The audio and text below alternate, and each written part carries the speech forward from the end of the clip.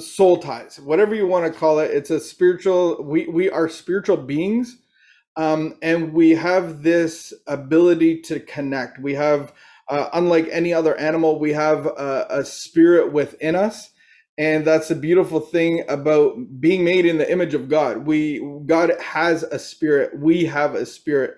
And so when we look at our real problem, it never has been drugs and alcohol. It's always been something underneath that, because when I got into recovery, I thought I just needed some life lessons. I thought I needed some behavioral. I thought I needed a better calendar of how to control the things that were negatively affecting and impacting my life. There is obviously a great reason that my life is horrible and I'm at a homeless shelter.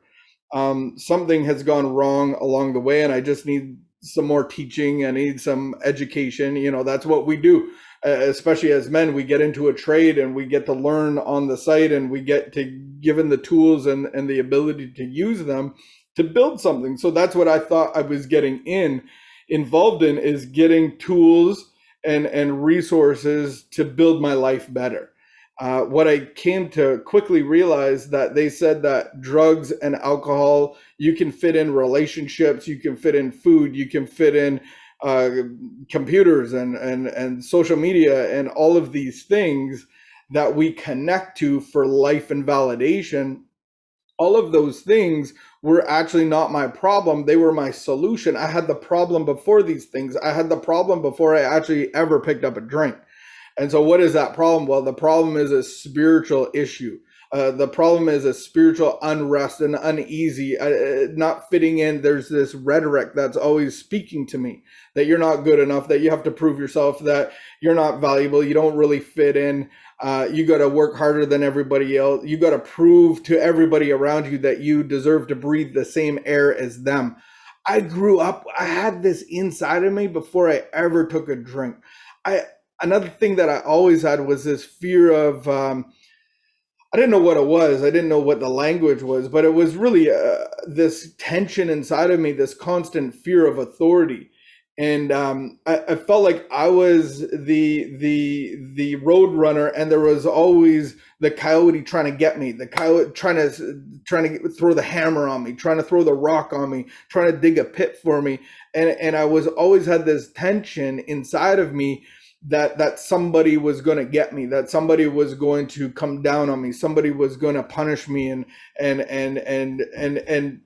tell me that I'm bad. I always had that tension inside of me. And when I found alcohol for the first time, it was, I would say, a spiritual experience. It was an awakening that actually put me to sleep. So as soon as I drank, all of that stuff got flooded away by the effect of alcohol. And alcohol gives us a lot of promises.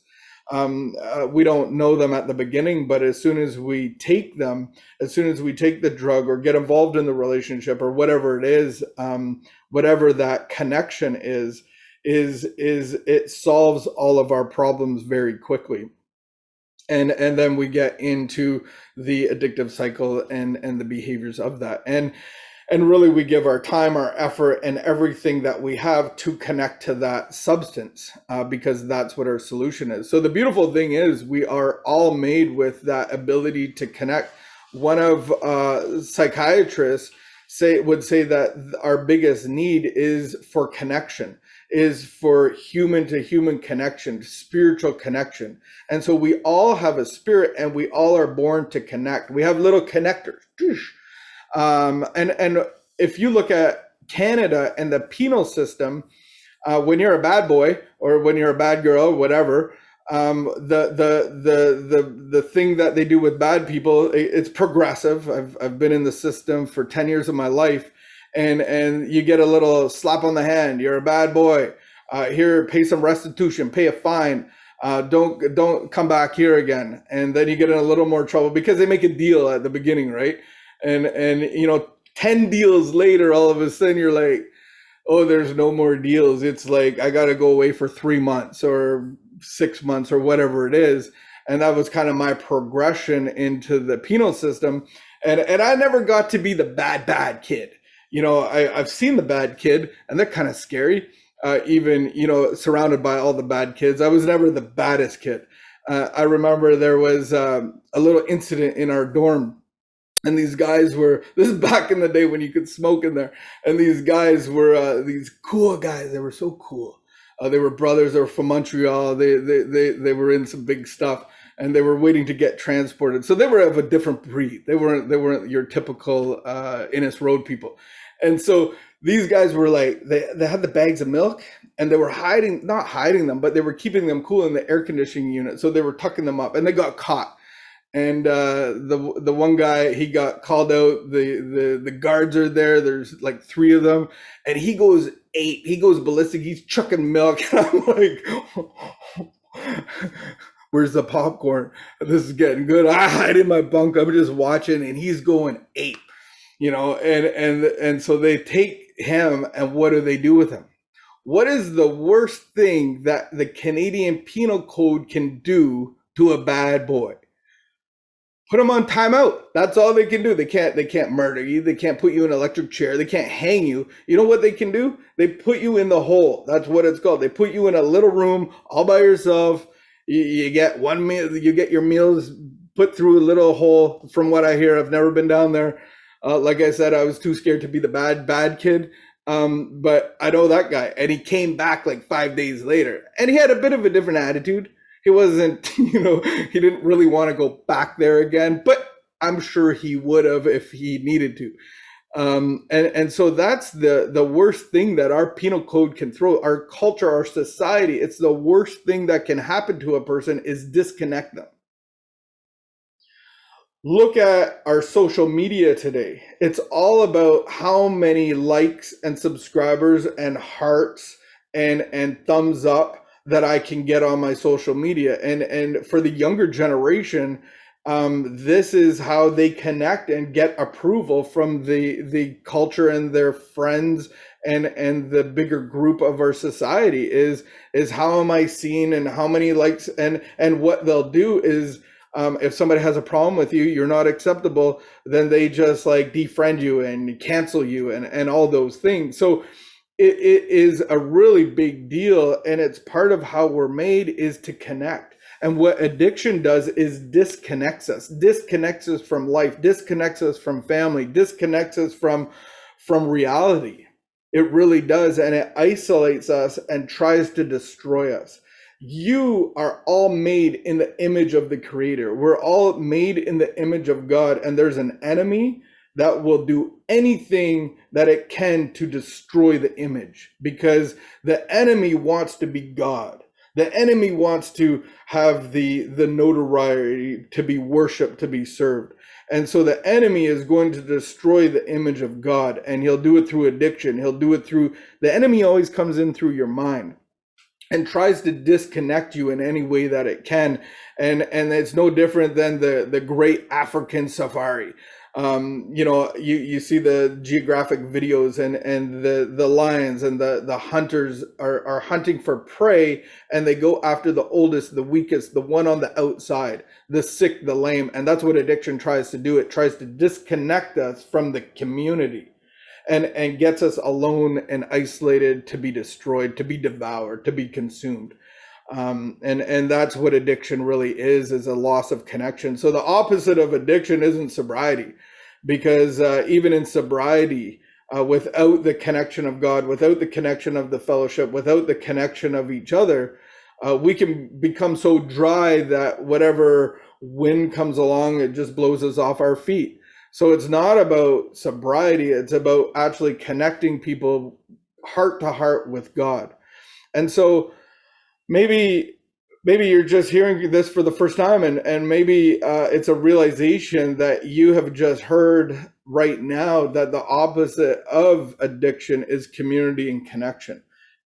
Connection with each other, connection with family, connection with the fellowship, connection with God. That is the whole point, is that we have a spiritual problem and we need a spiritual solution. The spirit of alcohol became our solution, and now we have to give that up for a life-giving solution.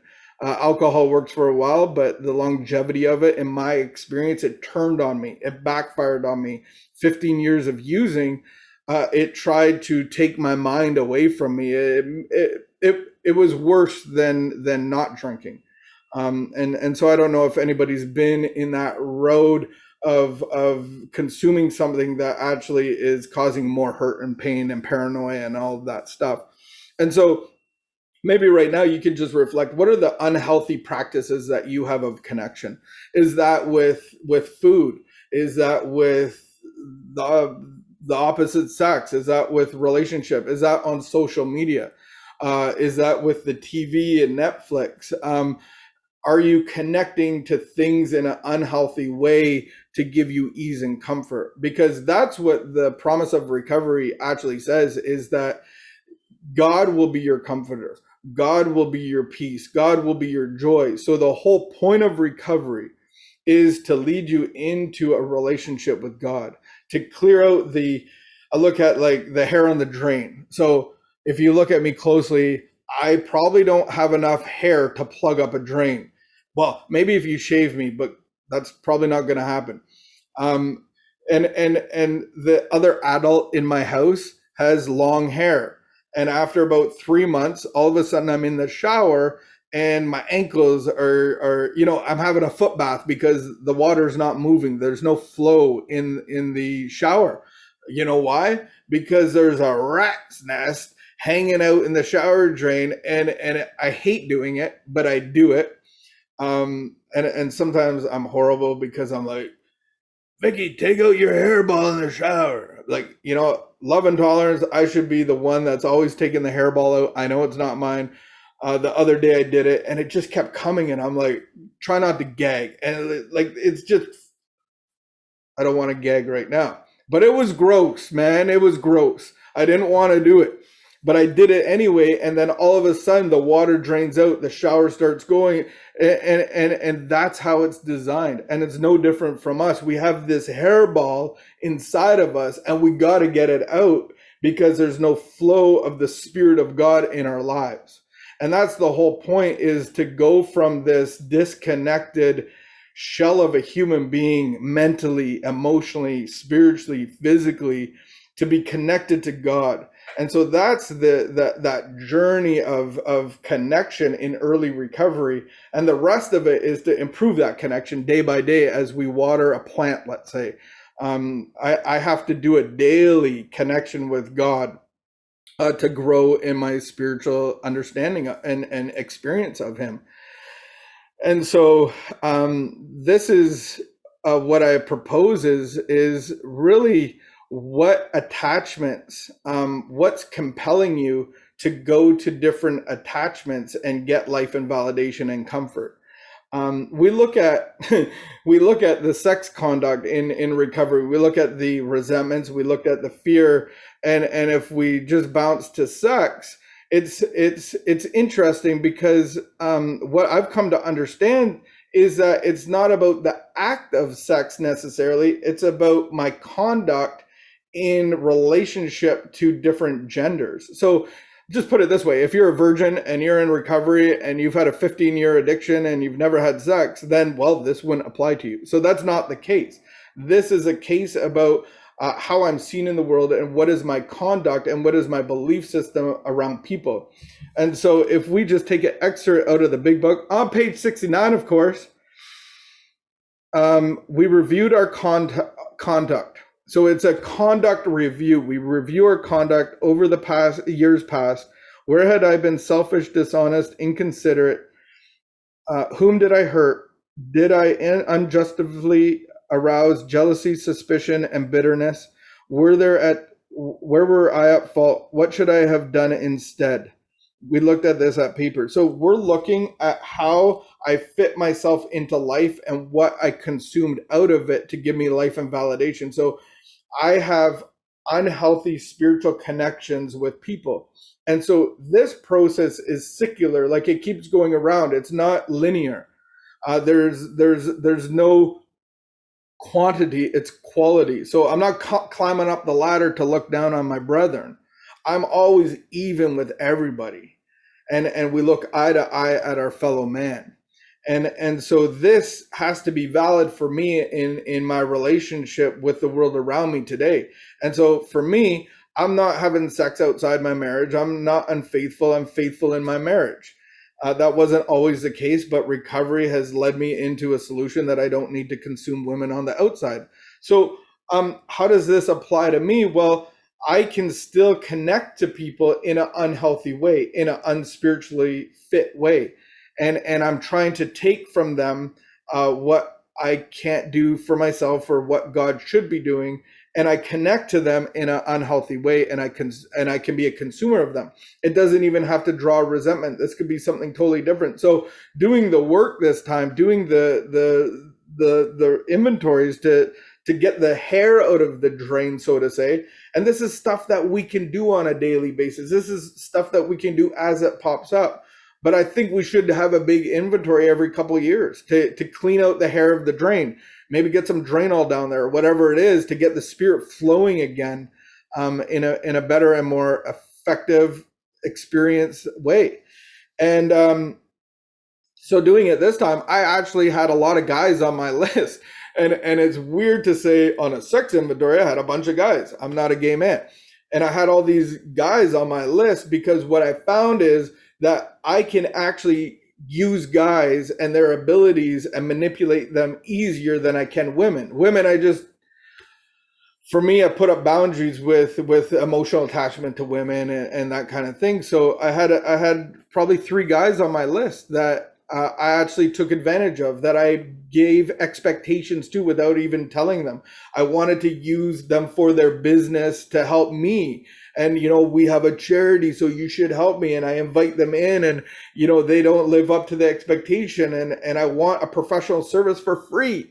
And so I connect myself to these people in an unhealthy way. There's nothing wrong with being connected to people. That's how we're supposed to have good relationships. That's how we're supposed to be strong like brothers. That's why we stay close together and be loyal to each other and fight for each other's lives and get in your business and be a sponsor and be a mentor. And that's how we do things in a healthy way, but we can have an unhealthy part. So I wanted to look at this and transition it out of sex, but into what we would call a soul tie. I'll just read what I had written. Simply defined, a soul tie is a spiritual and emotional bonding between 2 souls or spirits of 2 or more people. A soul tie is a relationship in which we are either rightfully bonded or subject to bondage. It is a bonding, either good or bad, that holds people in a relationship whether they like it or not. And so when we go through this inventory, it's about actually detangling our connections to certain people. We have to learn to detach, and that's the loving thing. It's not a loving thing to smother and attach ourselves to people in an unhealthy way. That's not love, that's control. And I'm usually doing control out of fear. And so I want to come into a place and be seen by the world around me as God's light and life, and I want to be loving and tolerant and be known as that, but not have unhealthy parts of relationships. So even many years into my journey, I can still get the hair in the drain, and the Spirit of God is not flowing through me properly. It's I'm getting in my own way. My ego rebuilds, self rebuilds on a daily basis.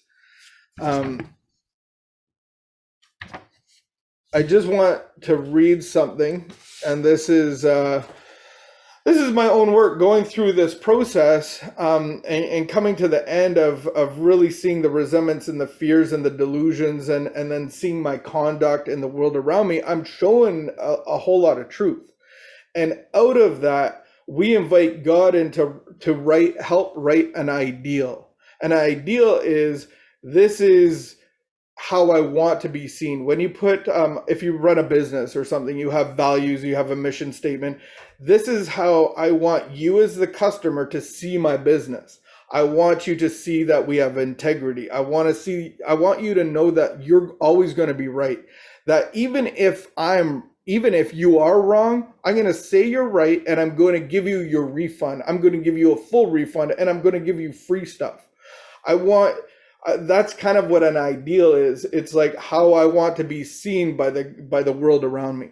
So out of all of this and going into my soul ties or sex conduct, I get God to help me write an essay. I'm horrible at writing essays. I hate writing essays. I got a touch of the dyslexia. Reading and writing are like work for me, and I dislike it. But God really helped me with this. And if you're going to run a business, we get to be in the recovery business. We get to be in the God-saving business, and we get to be salt and light to the world around us. And so there's things that actually that you would struggle with, but because you have the power of God, he's going to help you. So I just want to read this to you, and maybe this is something that you can contemplate and do on your own when you get to the place that you're able to do this. And I'm just going to read you my sex ideal. This is how I feel that me and God want the business of John Ruby to be seen. This is how I can come back to this in a year from now and go, okay, God wants me to be seen in these ways, so I have to hold to these values. Because I come in with a messed up thinking, and I come up with a messed up perceptions and principles and the way I live my life. So this is just including God in my life as my director, as my employer, as my agent, and as my father, as my principal, not my agent. I'm the agent. All right, so as a child of God, this is how I want to be seen in the world. God, please help me make my decisions about love, intimacy, and sex, that they be based in reality and that they align with your will, not simply my carnal desires. Father, help me to always see that I am never alone or abandoned. Even though I may feel lonely, you are always with me. Father, help me see when I am not getting my core needs met by you and turning to my brothers and sisters for those needs. The needs of comfort, assurance, spiritual assurance, the fear of being exposed, the fear of punishment. Father, help me to see where I enter relationships to be consumeful and not fruitful, and that I am bringing my strength to the relationship and not taking from the relationship. Sex is within the confines of my marriage. I will respect my marriage physically, emotionally, and spiritually. God, please enable me to be willing to be honest and communicate openly with regards to our differences, goals, dreams, sex, and finance. Please help me bring a God consciousness into all of my relationships. Please help me to have friendships, partnerships, relationships, and fellowships that honor your spirit, that are fair, free of expectation, and free of abuse. I want to love others as they are and be interdependent and detached in love and kindness and generosity. I will be loyal, honest, and integral in all my comings and goings. Help me to avoid the temptation to control and manipulate others with attention, gifts, and love. Respectfully and honorably yours, Little John Ruby. And so that is my ideal of how I want to be presented in the world around me. And I can reflect on that and come back to that. So when we see these lists, these inventories, basically all we're trying to do is get the hair out of the drain, to acknowledge that the flow in my life is plugged up, it's stagnant, it's gross, it's got scum on the water, it's not going anywhere, it's not healthy, it's causing mold, and I have to have the realization that I'm plugged. And so we just pull out that hair. There might be some gagging, there might be some puking, I don't know, I'm not fond of it myself, but know that the power of God is going to help you and restore you back to sanity and bring flow in your life. As I had alcohol and drugs and relationships, now I have the love of God that compels me, and I'm not being driven by fear. I'm being guided by the love of God.